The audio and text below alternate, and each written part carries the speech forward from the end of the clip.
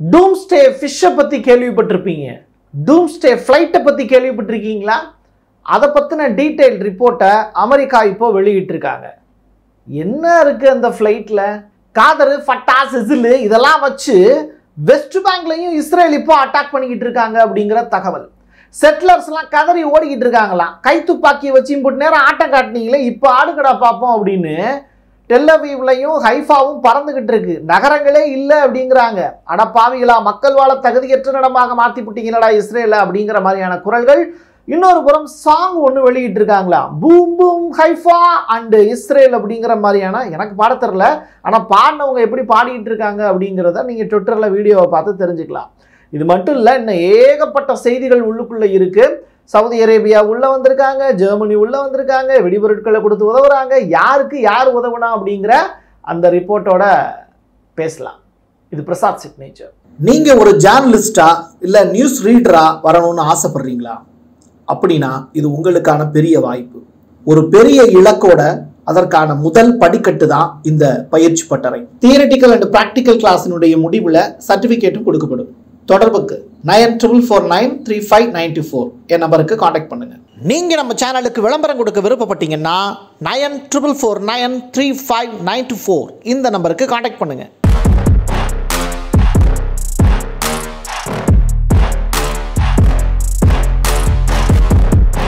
ஈரானோட அணு உலையை தாக்குனீங்க, சர்வதேச சட்டத்தை நாங்களும் மீறி காட்டுவோம் அப்படின்னு சவுதி அரேபியா இப்போ குரல் எழுப்பியிருக்காங்க.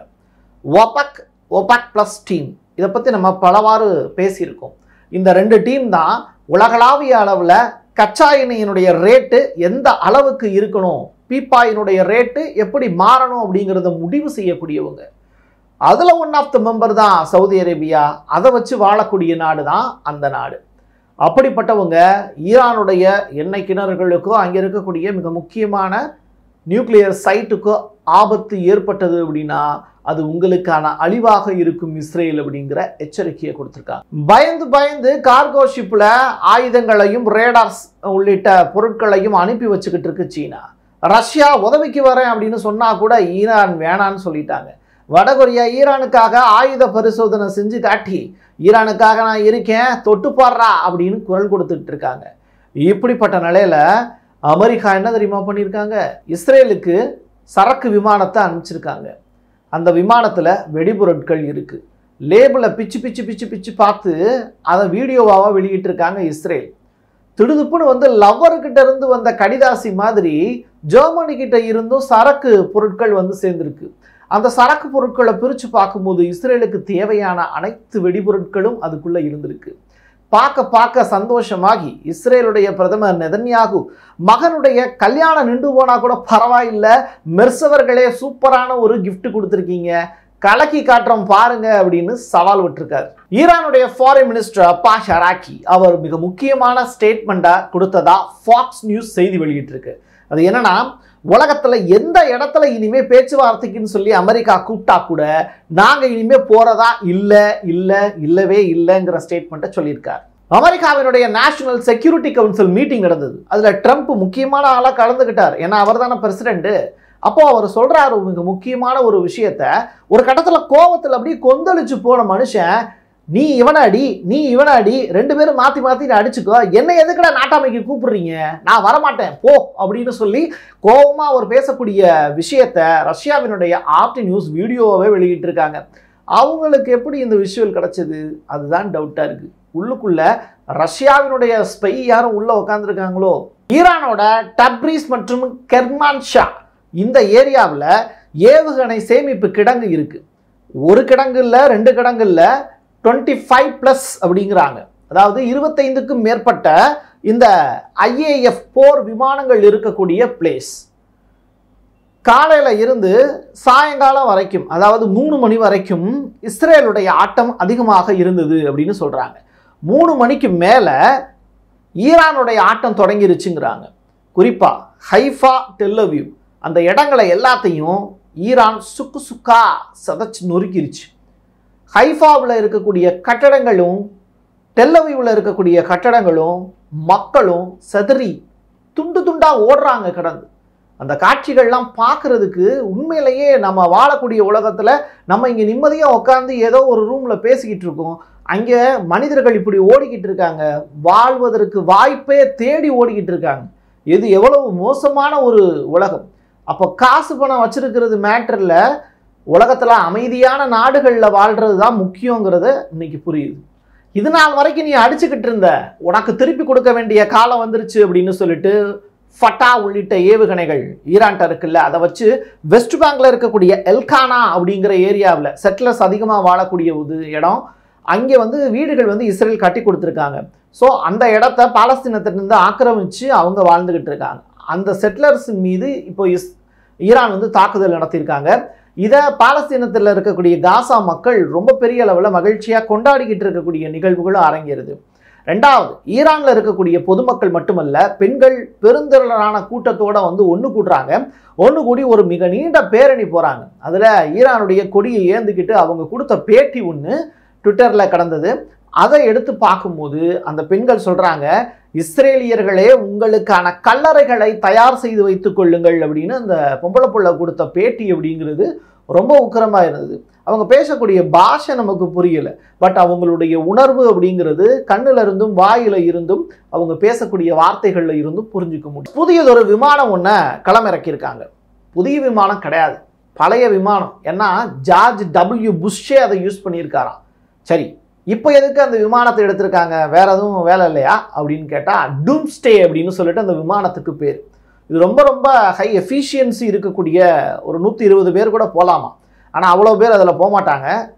இப்போ ட்ரம்ப் மாதிரியான நபர்கள், அமெரிக்காவினுடைய பிரசிடென்ட் மாதிரியான நபர்கள் தான் போவாங்க. உலகத்தினுடைய எந்த மூலையில் வேணாலும் கம்யூனிகேஷன் வச்சுக்க முடியும், அந்த அளவுக்கு ஃபோன் கால் வசதியெல்லாம் இருக்குது அப்படிங்கிறாங்க. இது சாதாரண விஷயம்தான். ஆனால் தெரியாத விஷயங்கள் என்னென்னா, நியூக்ளியர் பிளாஸ்ட் ஒரு இடத்துல ஏற்பட்டால் கூட இந்த விமானத்துக்கு எதுவும் சேதாரமாகாது அப்படிங்கிறாங்க.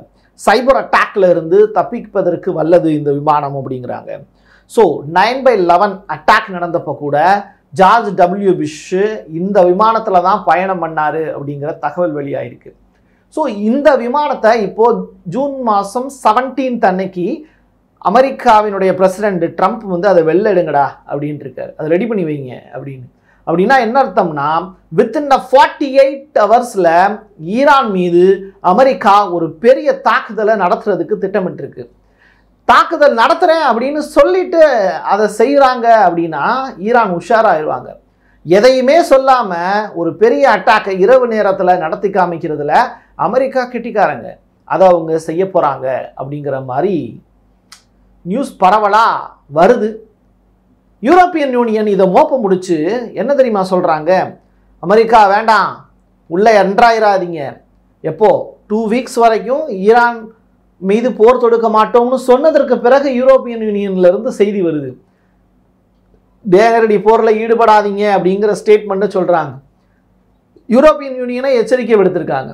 உடனே அமெரிக்காவினுடைய அம்பாசிடர் ஆஃப் கில்லாட் எர்டன் அப்படிங்கிறவர் ட்ரம்ப்புக்கு ஒரு மெயில் பண்ணுறார். அந்த மெயிலை வந்து அவரும் ட்விட்டரில் போட்டிருந்தார்.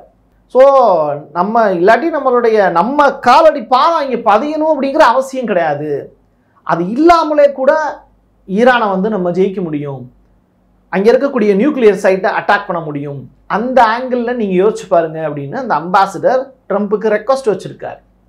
இதுவும் ரொம்ப ரொம்ப முக்கியத்துவம் வாய்ந்த ஒரு செய்தியாக பார்க்கப்படுது. நீங்கள் இப்படி பேசிகிட்டு இருங்கடா, நான் விளையாடுறேன்னு சொல்லிட்டு ஹைஃபா, டெல்அவிவ் உள்ளிட்ட நகரங்களில் விளையாண்டு பார்த்துருக்கு ஈரானுடைய புதிய புதிய மிசைல்ஸ்.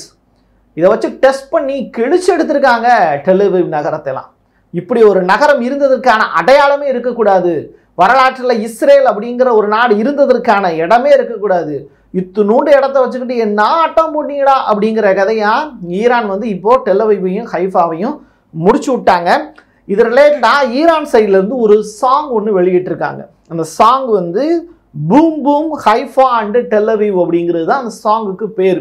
உள்ளுக்குள்ளே அந்த வார்த்தைகள் அதிகமான அளவில் பிரயோகிக்கப்பட்டுக்கிட்டு இருக்கு அப்படிங்கிற அதை பாட்டை கேட்கும்போது புரிஞ்சுது. நீங்களும் வாய்ப்பு இருந்ததுன்னா இந்த boom boom Haifa and Tel Aviv அப்படின்னு ட்விட்டரில் அடிச்சிங்கன்னா உங்களுக்கான அந்த இசையை கேட்டு சில பேர் ரசிக்கலாம், சில பேர் வருத்தப்படுவாங்க.